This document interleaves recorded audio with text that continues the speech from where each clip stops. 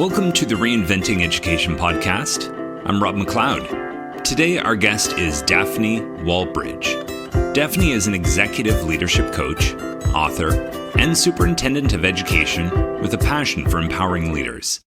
She has written 2 influential leadership books: The First Year Principal, 52 Practical Lessons to Help New Principals Thrive as Conscious Leaders, and Beyond the First Year Principal, 23 Powerful Lessons for the Conscious Leader, which guides leaders through the challenges of early leadership and deeper self-discovery. Daphne is also the founder of the Principals Collective, an online community dedicated to supporting school leaders on their journey to lasting impact. In our conversation, we discuss not only her work, but how to be authentic and vulnerable while maintaining balance as a leader. Check out the show description for links to her work. Here is our conversation with Daphne Wallbridge. Enjoy. Daphne, let's get to know you a little bit. So tell our listeners, who are you, what's your background in education, and sort of what's led you to this point in your career? Well, thank you so much, Rob, for having me on this podcast this morning. So I've been in education for 25 years. I started as a teacher, right? Then I branched out to special education, which I found extremely meaningful. And that gave me a little touch of leadership. I started dabbling in supervising paraprofessionals and, getting into the administration of it all. I enjoyed that. Then I was launched into the vice principalship or assistant principalship at that same high school where I worked. And I had an opportunity to become a principal. So I took that route as well. And that was a very quick turnaround. It was through the pandemic. And then I was launched into a role of a superintendent at my school board. So I started supervising principals. I started leading district level initiatives and supervising portfolios at a district level. So I went from having a kind of focused outlook on on the micro, and then as I evolved in my career, my lens started having more of a 30,000-foot view, right? So I had to be more strategic in my thinking, and so my leadership evolved in that respect. So it's been interesting. Yeah, it sounds like it. And what I love about your first book is, well, first of all, it's called The First Year Principal. And to me, this is such an incredibly important phase of education that I feel kind of gets overlooked. There's a lot of support for new teachers. Mm-hmm. There's a lot you can do to continue to grow as a teacher. And then there's a lot once you're into leadership positions. Mm-hmm. But that first year of being in a leadership position can be so much for anyone going through it. And I feel, there's training programs and stuff before, but nothing can prepare you for the realities of an actual school leadership position. So maybe just fill us in a little bit on why you saw the need for such a book to support people. Yes. Well, I've always maintained that the principal within the role of a school board, this is my personal opinion, but I think it's like the most important role, because I'll tell you why it's so important. They are leading schools. They are responsible for the climate, the culture of these schools, where our children are supposed to be thriving. They have to take care and nurture the staff who are taking care of these kids. So they're also receiving messages from the school board. So they're kind of stuck in the middle. They have to be very agile. They have to be strategic. They have to have a lot in their toolkit. And it makes or breaks the culture of a school. And, when you think of our children in these systems, if you have a really solid principal, things are going to run smoothly. Everything's going to fall into place, right? They're going to have the tools and strategies. And when I was in my principalship, I was, so I had gone from being a high school, 20 years in a high school setting, to, and I didn't mention this in the intro, but to a junior kindergarten magnet school. So I was going from these senior students to these cute little tykes running around the school. And I figured this is going to be fabulous, so much fun. Well, let me tell you, they're a handful. They're cute, but they're a handful.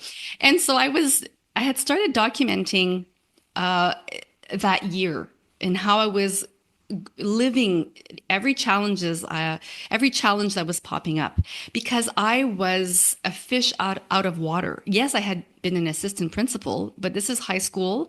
It's a totally different lens than a principal at an elementary school, and especially with these little guys.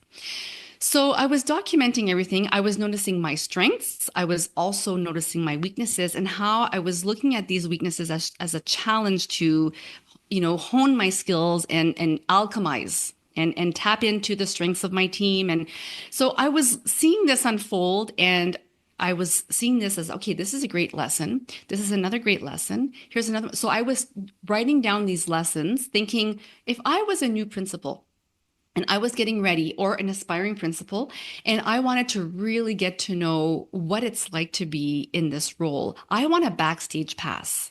I don't want necessarily, something. I mean, I was reading a lot of great books, a lot of studies, and which is fabulous. But the nuances that you can't always capture in these studies. So I was documenting this throughout my principalship.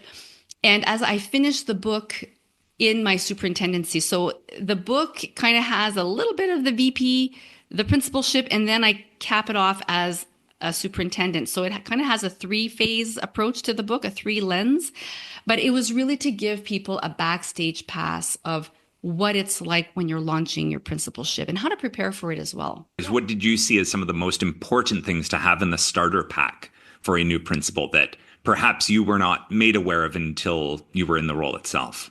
I think having a mindset, a growth mindset, obviously, and I always compare this to, or really being ready to be agile, putting your ego to the side. Because you're gonna want to, okay, I want to do this, I want to do that, I want them to like me, but you're really going into your first year as an observer. You're looking at the dynamic of people, you're figuring out, okay, the strengths of this person, here are those strengths. She has, XYZ as a strength, and we have to work on this here. And so it's really getting a baseline of the school culture. What I did was I sent out a survey. I introduced myself obviously at the beginning, and I said, listen, here's who's showing up as a leader. Here's who I am. I'm aware of my strengths. I'm also aware of my blind spots and what I need to work on. And so having that, this is I think one of the key lessons I try to promote in the book, and all the works I do really is, keep your ego to the side, be curious, and to move on with the survey I offered. I'm going to give you a survey. I'm going to ask you to fill it out, and then I'm going to meet with you, and we're going to go over your answers. Of course, it depends on the size of staff you have. If you have like 50 people on your staff, that could take longer, but I would recommend a principal try it throughout the year to get to know people and to have that one-on-one conversation, because people want to feel seen and heard. So I was going in there trying to figure out, okay, who are these people? What is this school all about? What is this culture? And I know, Rob, you do a lot of work on this with the type of culture of schools and the leaders. So I think it speaks to that as well, right? Like, who are you and what are you getting into? So it's really trying to figure out, okay, every school has its own culture and realities. So you want to try to master that as soon as possible when you step into these roles. So, asking questions, being curious, trying not to do too much at first, and trying to connect as quickly as possible with your staff, and being of service first, because then when you do that, it just comes back tenfold. And I talk about this in a book where there's a situation where I gave a lot at the beginning, gave them a lot of agency. That's what they want. They want agency. They want freedom to make decisions and have some type of control over their professional lives. And I tried to do that. And when I needed some support, last minute help, because I missed something, I missed a memo, they came in right away and they said, because you gave us agency, because you gave us trust right from the get-go, it's our pleasure to be able to be of service to you. They actually said that. So that was a big lesson, right? So you want to kind of go in there like humble, seeking guidance. You want to be there to observe and learn. Yeah, absolutely. And you've alluded to some of these in what you've just said, but what are those common challenges that first-year principals hit up against? They have, from what I've seen, they struggle balancing work and life. And I know balancing is a heavy word because it's not always possible to balance, but to integrate. They also need to, so because of this, see, they have hard time balancing because they don't always know where to get the tools right away. And as a principal, the most important tools will be your policies, your procedures. You know, what do you do if something happens? So I encourage my principals, get to know the protocols that are on the board, our policies and procedures, especially when it comes to safe schools, suspensions, unfortunately, workplace violence. I mean, this is not what we're thinking of when we're going into the principalship, but you know what? You need to know these things. You need to know the law. And that's a huge blind spot. They go in there thinking, I'm generalizing, obviously, but often I see new principals. I want to have a great, and I fell into this trap, by the way. So I'm putting myself in this category. I want to have the flowers and the donuts and the whole balloons and the whole, nice, welcoming setup, right? To make sure they feel validated. And I think that's great. We do need to do this, but you also need to be aware of the law. And so check with HR, what are the policies and procedures? Do you know the collective agreements for teachers or support staff? Start looking into that because these are going to be your working documents to make sure you get the right answers to these challenging situations that will pop up. If you have members of your staff that are not getting along, how do you set up these meetings for mediation? How do you run an inquiry? How do you, if there's report of abuse, you need to investigate. Like, how do you do this without breaching making sure that the protocol is respected, so you're of service. So those are really important. We often don't talk about these things you don't see this on Pinterest and Instagram, but you know what? That's the foundation of a good principal. They know the law and they know where to get the guidance to make sure they deal with these difficult challenges. Yeah. Mm-hmm. Yeah. And for me, when I completed my Ontario principalship qualifications, I realized that very quickly that, 3/4 of this syllabus, is addressing different policy things and, going through these documents at great length.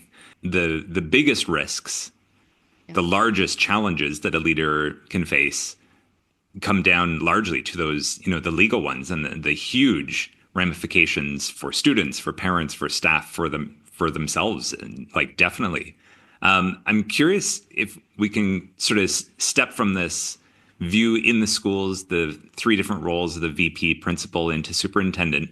And I'm curious to introduce this word conscious leadership into the discussion, which is connected to your new book, Beyond the First Year Principal, 23 Powerful Lessons for the Conscious Leader. What's your definition or your approach to that word? My approach to consciousness in education with respect to the role of the leader is to go inward. When we're on this leadership journey, we're aspiring to be leaders, we're going to transform in the process. We're going to be growing and it's inevitable. You're not good. Like, I'm thinking of my first official role. We're talking about official roles here. We should all be leaders no matter what our titles are, obviously. But if we're talking about official roles, my VP was my first official role as a leader. And let me tell you, I'm not the same person I was then than I am today because of all the evolution. But what happens is that our egos, we get tripped up with our egos a lot. And when I'm talking about ego, I'm talking about the Eastern ego, where it's trying to keep us small. It's trying to, not the ego, Western ego, where I'm all that, and not that type of ego, but really the ego where it's like the emotional patterns and the triggers that come up.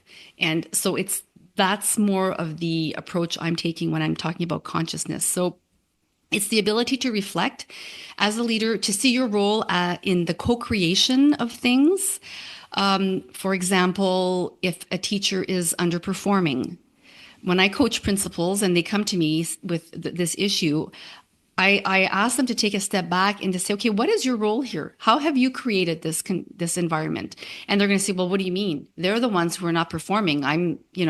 Well, okay, but you're co-creating in the respect that you are running the school. You are now aware that there's an issue. So what resources are you offering? Have you had coaching with this person? Maybe the person is overwhelmed, right? So you always have to scratch the surface and not look at what's right in front of you. So consciousness is your ability to step back, go inward first and foremost and saying, okay, what is my role here? What do I need to do to step up? Entering a no judgment zone, which is tough because we're human. We are programmed to judge. Okay. So to always assume good intent, right? So that's the approach, and to have compassion, just saying that word should kind of release that tension in your body and say, okay, this teacher, coming back to the teacher, she's struggling. What is my role? Let's meet, let's assume good intent. Let's show compassion. So it's really that approach, and it can have a lot of other implications, but in a nutshell, I guess my elevator pitch would be that: going inward, seeing your role, and then being of service. Absolutely. And the idea of that compassionate leadership, I hear a lot, but I think it's a very challenging thing. You talk about the ego, but what are the challenges that get in the way of us becoming kind of compassionate leaders and building environments where we do take responsibility for our role in it?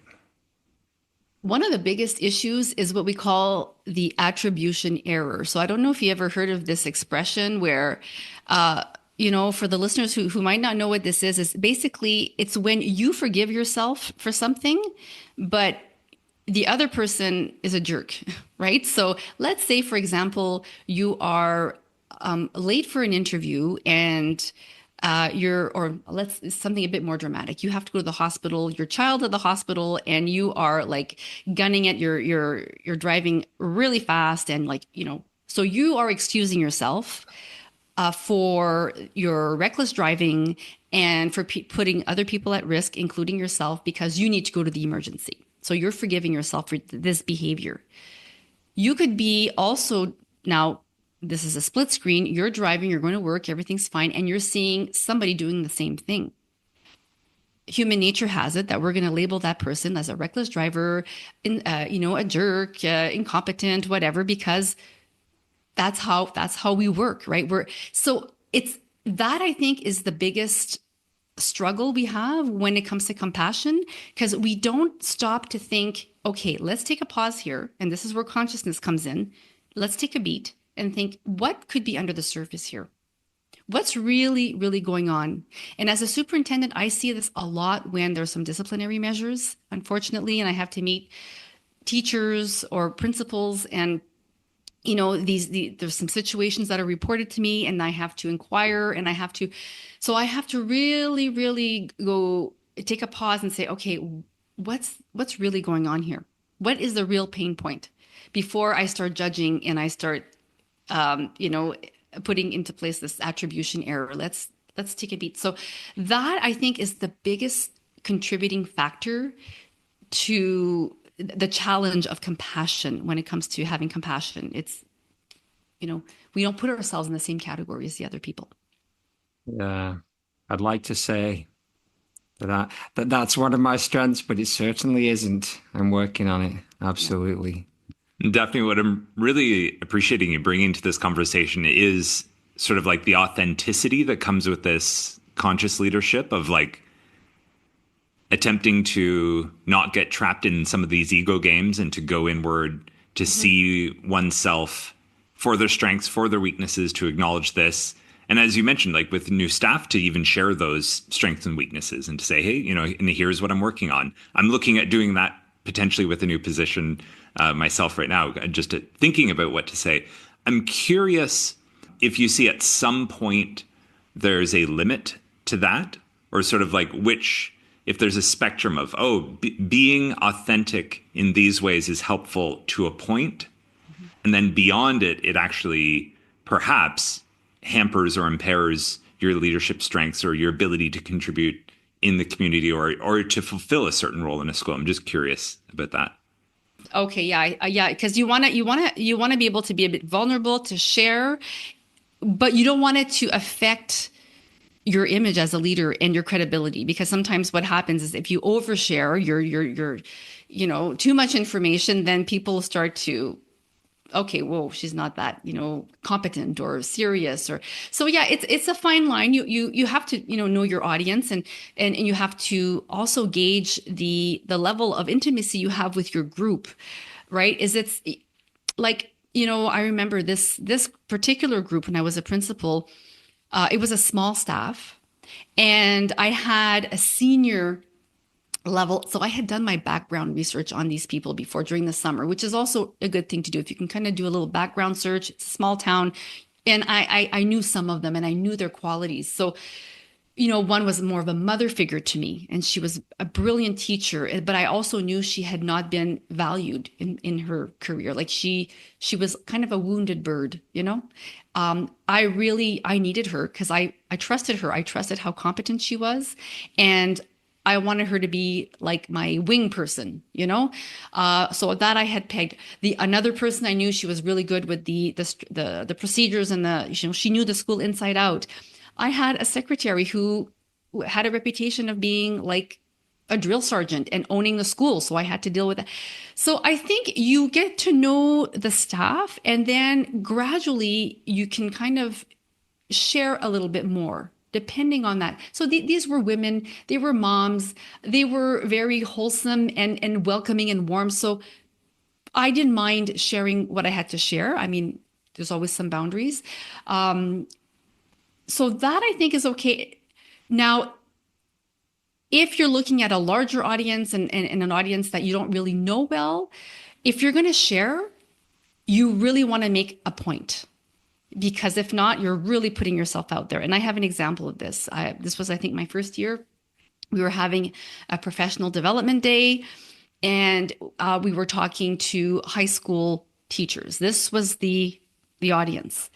And I had credibility because I had worked 20 years in high school. So I didn't mind showing up. And the instructional leaders, this team wanted me to speak because that was my portfolio.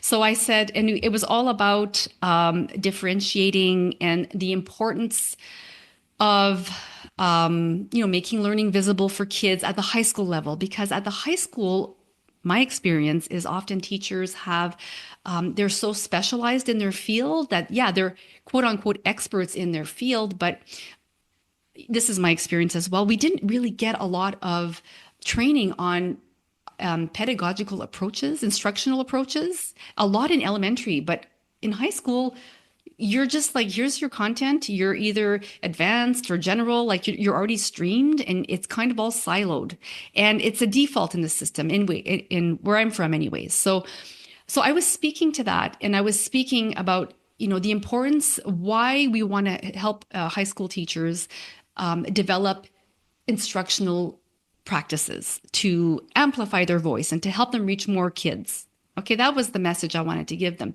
And I gave myself as an example. So I made myself vulnerable. And I said, when I was in high school, I was that student who could guess what was in the teacher's head. I would raise my hand, I did my homework, I checked off the boxes, and I was like that. I fit in that traditional box. Okay? But when I got to university, I failed my first year. I had to drop out of my program, find another one. It was like a real rude awakening, because high school did not prepare me for failing. It did not prepare me to learn how to learn. I had to relearn a new identity, because I was so stuck with my identity of being a quote unquote good student because I fit in the box.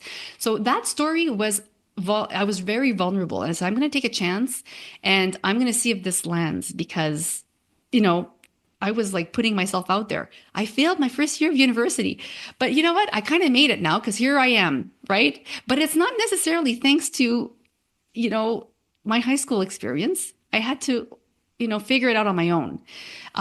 So that I wanted to have a shock value, and I knew I was being vulnerable, but I had a purpose and I had one major goal. So you have to kind of know your audience and pick and choose. If you're going to be vulnerable to a bigger audience that you don't know, you really want to make a point. So that's how I would gauge, vulnerability versus your reputation and how to show up that way. Yeah, it really makes sense when you put it that way. And thanks, that really helped click for me. Like, yes, vulnerability, openness, sharing anchored to a point. And Absolutely. both are reinforcing each other. Thank you for that. Yeah. It's quite a risky thing in a room full of people to be like, well, we're not doing anything wrong. It must have been you. So Well, yeah, well, that's the thing, right? And just to add a little something, like for the vulnerability aspect of the principalship with my small staff, that was to connect, right? And it's little things like, oh, I'm bringing my daughter to her piano lesson and she's really nervous, like stuff like that, or asking, hey, let's share recipes. Like it was more of a social, gentle type of opening to build trust. This one, the larger group, that was to have an impact because I wanted to shake them up and I wanted to wake them up because we needed to, get into their minds that, listen, you know your content, but are you maximizing your talents? You don't have necessarily the tools, and we want to give you those tools to amplify your voice. That's what I wanted to get into their heads, right? Because you want to reach everyone. You don't want to just reach the kids that check off the boxes and that are I'm raising my hand and I'm fitting into the system. And then you go away to university and you're like, oh my goodness, what do I do? Or anywhere, not just university, college, or in the workforce, right? So that's what I wanted to have, that wow factor. And I said, okay, if I'm going to go in, I'm going to go in. And I knew, because I had 20 years experience at the high school level, I had taught, I was a VP, I was a student of that same school. So I had a leg to stand on. So they could not, and I was a superintendent. So you saw, they saw the whole picture. So I felt that I had a good argument there. a good strategy in that moment is so Yeah. if we kind of we talked about how the toolkit is good for all new principals, and it's quite broad in that sense, but obviously as a coach and as principals get into their second year and beyond, you talk about them finding their voice as a leader. So kind of how do you kind of nurture principals to find their voice, and yeah, kind of what does that actually look like in practice? Yes. Well, like I've mentioned before, the principals are highly structured with these policies and the procedures, and they're getting their message from the top down, and they have to comply to make sure that they're running effective schools and efficient schools and safe schools. But that being said, there is room for authenticity and for your own voice and your creativity. And I'll give myself as an example here, and this is actually bringing myself back to my first year, but I always encourage principals to look into their strengths. And by strengths, I don't mean if you're good at something. I'm talking about what ignites you. Like, what do you like doing outside of work? Because I don't want work to be your only identity, because that's not going to work, right? Do you like photography? Do you like cooking? Do you love taking hikes on the weekends, or are you a health nut, or what do you like to do? And then trying to find a way of incorporating that into your culture. So I'll give myself as an example because this is what I write in my book. So I loved creating websites. I was good at launching websites, taking photos, marketing, online marketing. Like I had dabbled in that and I enjoyed it because it was creative work. So I said, okay, how can I add my voice to this? How can I add my flair so I feel like I have a sense of control? Because there's a lot of stuff when you're in your first year where you are like, I have no idea what I'm doing. I'm like a fish out of water. I need to consult every 2 minutes. Is there something I can anchor myself with that I know I can do well and that I enjoy? So for me, that was, okay, let's set up a website for the school. Let's, let's start marketing. Let's start doing field research. What do parents need? And I had, at that time, my daughter was 7 years old when I became a principal. So and these were junior kindergarten kids. So not too long ago, I knew what it was like to be a parent of a almost, not a toddler, but, just getting out of those toddler years. So I knew what their pain points were. So on a marketing, right, so I tapped into my strengths of marketing to try to, meet the needs of the parents. So I would tell principals, if you can find something that you love and that ignites you, try to bring it into your work. And because that will give you a voice, a brand, if you will, that other schools don't have. So if you're good at, if you're a good gardener, you can start a garden in your school. You can have a composter, and you can have lessons around the composting and the community garden. And then you can make recipes out of the vegetables. And there's ways you can add your voice to the culture. So it becomes, oh, you know what, when she was here as a principal, this is what we did. She was really into health and fitness. So we had this club and we had the garden. And that's what I mean by bringing your authentic voice into your role. And it's a lot more fun. And like I said, it gives you that anchor of control. Like, at least if I'm not doing that well, you know what, at least I have this. And it's good for your well-being as well. So. Well, both Brennan and I enjoy experimental noise music. Something tells me we'll have to go for our second hobby on the list for introducing that to the schools. Definitely, this has been fantastic to chat with you, and we'll put links to both of your books into the episode description. Is there anything just before we go that we haven't touched on that you feel is an important part of your message, or that you'd like to add to what we have talked about today? Well, I love community. I love connecting with leaders. And if people would love to connect with me and join me on their journey and allow me to accompany them, I do have a community called the Principals Collective. We meet weekly for a quick coffee talk. I can offer support. We have a private community online. There's monthly trainings. So it's a really nice one-stop shop if people want that extra support, if they're aspiring principals or new principals or even seasoned. It's just, we want to have this community of leaders who get it, because it can be isolating being on the top like that, and you need that kind of support. And it's nice to meet people from across the world too. So that could be interesting for them. Thank you so much, Daphne Wallbridge. Thank you. Yep. Thank you.